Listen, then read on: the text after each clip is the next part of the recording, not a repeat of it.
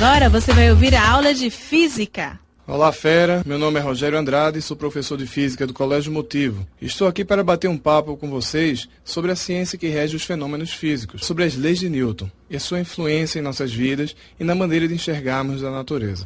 Newton nasce em 25 de dezembro de 1642. Coincidência ou não, é o ano em que Galileu morre. É como se tivesse Newton herdado todo aquele conhecimento vindo de Galileu e que ele veio até agradecer posteriormente em sua vida. Em uma carta destinada a Hooke, ele menciona: se eu consegui enxergar mais longe, foi porque me apoiei em ombros de gigantes.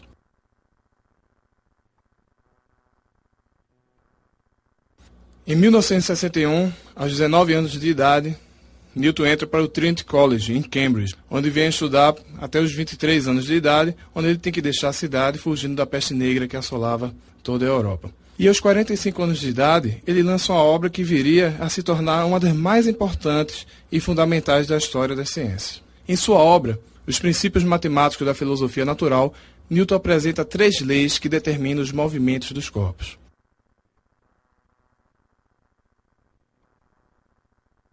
Na primeira lei, Newton se apoia na definição de inércia dada por Galileu Galilei. A inércia, segundo Galileu, era a propriedade que os corpos tinham de se conservarem no seu estado inicial de movimento e de resistirem a mudanças desse estado. Vou explicar melhor.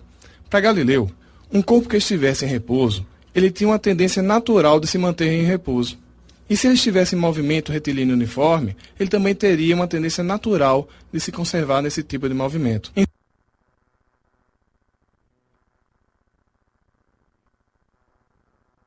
sua primeira lei, Newton afirma que para se tirar um corpo desse estado inercial, teríamos que aplicar sobre ele uma força resultante. Ele fala assim: se a resultante das forças que agem em um corpo for igual a zero, então 2 estados de movimento são possíveis: repouso ou então movimento retilíneo uniforme.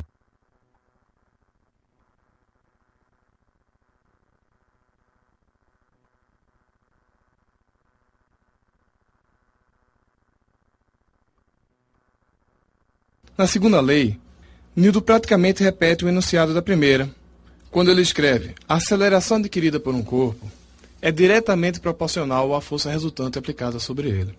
Ou seja, quando existe força resultante, existe aceleração. Se não existe força resultante, não existe aceleração. Veja como a primeira e a segunda lei elas se entrelaçam como se fosse uma coisa só.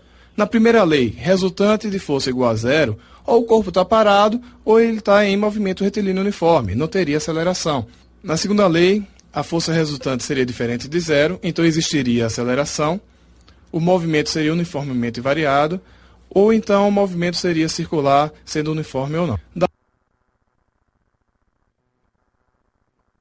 Daí surgiu a expressão famosa de Newton: força resultante é igual a massa vezes a aceleração. E pela primeira vez, alguém sugeriu que uma força não era quem gerava o movimento, mas sim quem o modificava.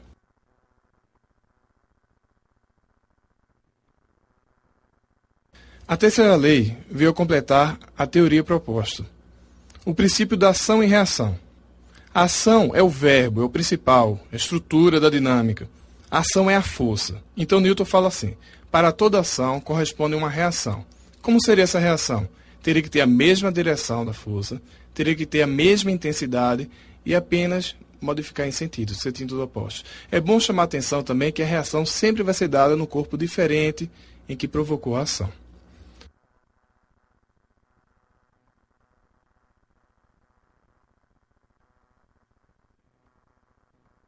Bom, nessas 3 leis fundamentais, Newton constrói todo o pensamento clássico da ciência e tenta explicar os fenômenos que acontecem naturalmente ao nosso redor. Espero ter contribuído um pouco mais para o entendimento de vocês. Então, uma boa sorte e até a próxima aula. Vestibular 2007 é no JC Online, o endereço do Fera na web.